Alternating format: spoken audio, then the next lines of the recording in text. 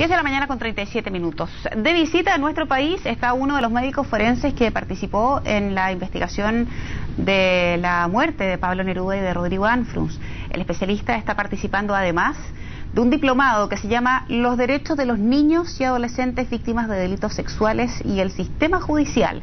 Hay varios temas súper interesantes que queremos ahondar con él, preguntarle de esa experiencia, y está aquí en el estudio de CNN en Chile el forense español Aurelio Luna. Aurelio, gracias por venir. ¿Cómo está usted? Pues muy bien y muchas gracias por recibirme. Yo decía, hay tanto tema interesante. Partamos por aquello que resulta desde el punto de vista chileno un poco más histórico, antes de entrar en el tema que lo convoca usted, en el diplomado que realiza. Usted decía, yo participó en la investigación de la muerte de Pablo Neruda, en la exhumación de esos restos. ¿Cómo fue esa experiencia? Pues fue una experiencia gratificante en la medida de que era un desafío. Y como todo, hay desafíos, como digo yo, de medio rango y de alto nivel, y era un gran desafío, y además me permitió compartir el trabajo y la experiencia con profesionales chilenos y con profesionales de otros países perfectamente cualificados, grandes personas que me enriquecieron desde el punto de vista científico y desde el punto de vista personal. Aurelio, ¿qué tan difícil fue hacer eso? Primero por la carga histórica, o sea, me imagino y estoy segura que es así, cualquier profesional que se enfrente a una diligencia de esta naturaleza lo hace con el mayor compromiso y con el más alto estándar. Pero cuando esos restos significan que además tienen una carga histórica potente y donde hay mucha expectativa de la ciudadanía y de las autoridades, no sé si ese peso se siente sobre su espalda. ¿Cómo se trabaja y cuáles son las dificultades? Yo creo que lo primero que hay que hacer es no tener ese peso. Es decir, el cirujano que opera y no en el momento que empieza a trabajar no está viendo si el apéndice es de una persona muy importante o poco importante. Tendrá que operar lo mejor posible ese apéndice, y si consigue en este caso centrarte en las preguntas que se formulan y cómo puedes responderlas, eso es lo que te absorbe, y ahí es donde pones todo interés, porque lo interesante muchas veces no es sobre quién se pregunta, sino qué se pregunta en un caso concreto, y si consigues abstraerte, la principal obsesión y el principal compromiso y el principal peso es hacerlo lo mejor posible. Respecto de la dificultad en sí misma del material con el que usted tuvo que trabajar, ¿tenía alguna dificultad en particular? O porque usted al final esta investigación concluyó que efectivamente no había habido ninguna sustancia ni algo externo que generara ese deceso. Sí.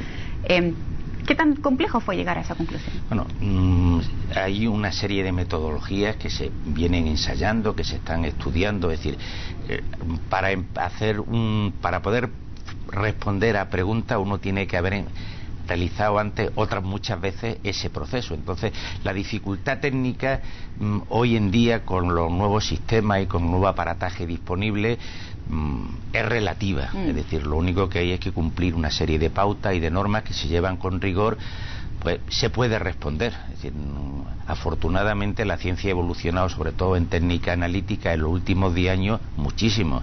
Podemos detectar muestras de partes por billón con B, es decir, que se pueden hacer muchas cosas, y el hueso le pasa lo que el pelo, que es una buena matriz para preservar alguna sustancia. Entonces, era complejo, pero era una complejidad asumible. Aurelio, usted también participó en la investigación del caso Anfrunz, un caso bien emblemático por todo lo que significaba, porque era un niño, porque era en un contexto de la dictadura, etcétera, etcétera. En ese caso usted encontró además hallazgos bien distintos de lo que se suponía la información oficial. ¿Por qué? A ver, si los errores que se cometieron en un principio fueron errores que eran fáciles de cometer, o uno podría sospechar que efectivamente ahí había intencionalidades de ocultar algo, que fue con lo que usted se encontró al final. Yo lo que trabajé fue sobre unos hallazgos, es decir, sobre una fotografía existente, sobre un material existente, y lo que yo encontré eran interpretaciones que no se ajustaban al conocimiento científico. Un error puede provenir de falta de conocimiento o de intencionalidad. Desde mi punto de vista, adolecía más de intencionalidad que de falta de conocimiento. Es decir, había un interés en situar la data de la muerte fuera de un marco de tiempo determinado, y entonces pues es relativamente fácil en una situación que, si yo me interesa interpretar que un hallazgo me va a explicar que llevaba más tiempo muerto que el que realmente habría que hacerlo, pues lo hago y se acabó. Es decir, pero yo creo que los errores eran intencionales. Es muy difícil achacar ese tipo de error a un error ocasional por falta de conocimiento. Y en lo que usted pudo darse cuenta, ¿esa muerte habría tenido una data de cuánto? Pues por lo menos de 4 días menos de lo que decía el informe oficial. ¿Y otro hallazgo que a usted le haya llamado la atención respecto de ese caso en particular y que era contradictorio con la información que se manejaba? Signos que aparecían de quemaduras de cigarrillos que decían que en el informe no existían, es decir, no estaban descritos y se describían como si fueran heridas producidas por una rama de un árbol, cuando era evidente que no podían ser ramas de árbol lo que había producido ese tipo de lesión. O sea, lo habían quemado. Aurelio, respecto de la situación que también lo convoca acá, tiene que ver con su experiencia y con la participación de un diplomado en tema de medicina forense y la justicia y sobre todo de los derechos que tienen los menores víctimas de abuso sexual. ¿Cómo es el sistema en España, que es el lugar de donde usted viene, y también en Chile? Aquí ha habido mucha crítica respecto de que no nos hemos puesto a tono respecto de poder abordar esa situación considerando que la víctima es un niño. Hablamos de este fenómeno de la revictimización, ¿no? Donde llega un doctor y tiene que examinar y después llega otro perito y otro, más el psicólogo que pregunta y otra vez. Por lo tanto, ese niño pasa muchas veces por distintas etapas que lo vuelven a violentar. ¿Cuál es la percepción que tiene usted respecto de cómo está funcionando ese sistema aquí? Hombre, a mí me gustaría decir que vengo de un sitio donde todo funciona muy bien. Lamentablemente no. Es decir, porque es un problema que decir que no está resuelto en ningún país del mundo. Ajá. Es decir, que todos los sistemas que se aplican, cada uno tiene ventajas y cada uno tiene inconvenientes. El sistema chileno pues adolece de inconvenientes, lo mismo que adolece de inconvenientes el sistema español. Quizá falta todavía una aplicación sistemática de nuevas tecnologías a lo que son los procesos de exploración y de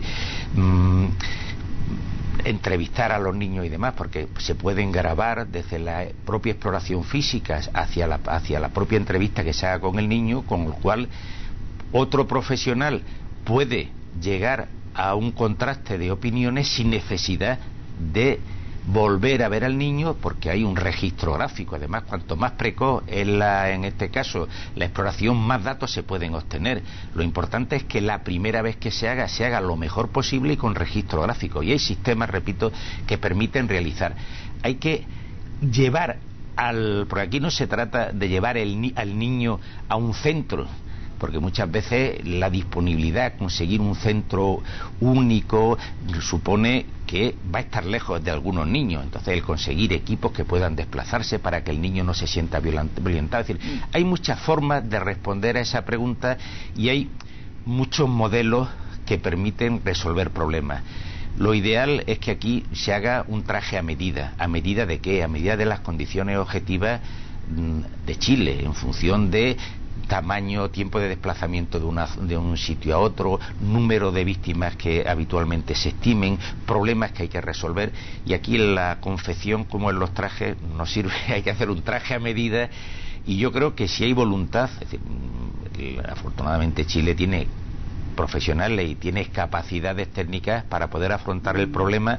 Yo no diré que de forma perfecta, pero de una forma mucho mejor que lo que se hace ahora. ¿Y qué pasa con el tema legal a nivel de los jueces que abordan estos casos? También ahí hay un tremendo desafío respecto de que hay quienes señalan que aquí debiera especializarse a los jueces, a los magistrados que llevan este tipo de casos por las propias características que tiene tratar un hecho de esta naturaleza. O sea, aquí no es un robo a mano armada, hay una situación de vulnerabilidad mucho más compleja. Sí, el problema aquí es que al final decimos, hay un número de casos suficiente que justifique que haya una serie de profesionales que por la incidencia de los casos pueden estar a lo mejor un tiempo sin trabajar nada, y mientras ocurre o no ocurre un suceso de estos, ¿qué pasa?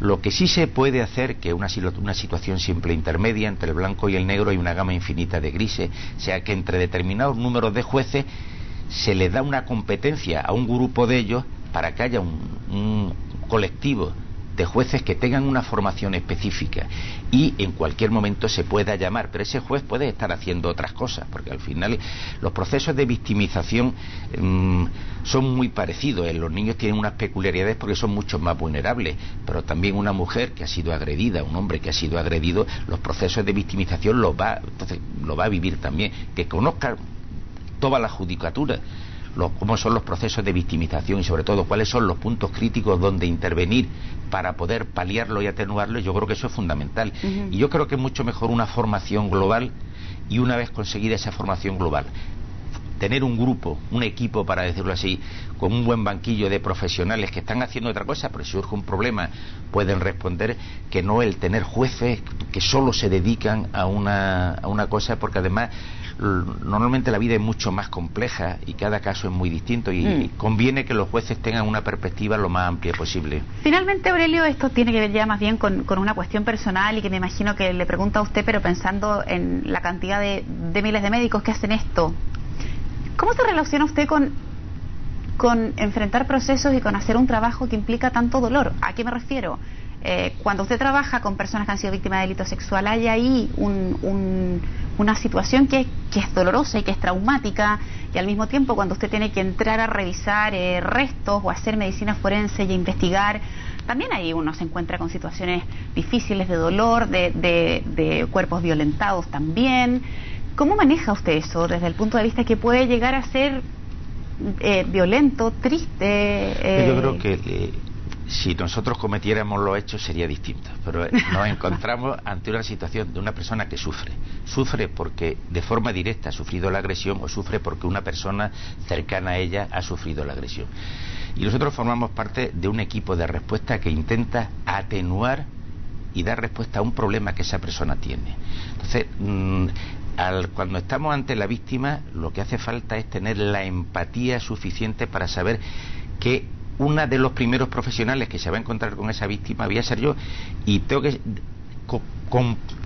compartir el trabajo pericial con un trabajo de apoyo psicológico importante, porque lo que tiene que ver es que yo estoy allí para ayudar a que se esclarezcan los hechos, que estoy allí para ayudarla, a acompañarla en el proceso, respetando al máximo y garantizando que no voy a violentar su intimidad en la medida que esa víctima no quiera.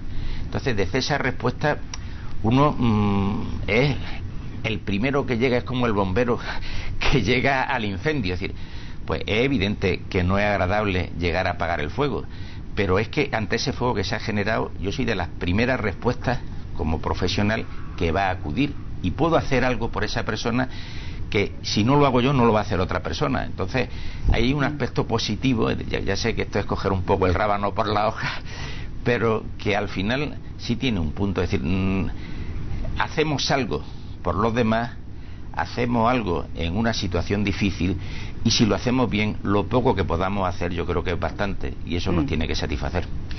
Aurelio, ha sido muy interesante esta conversación.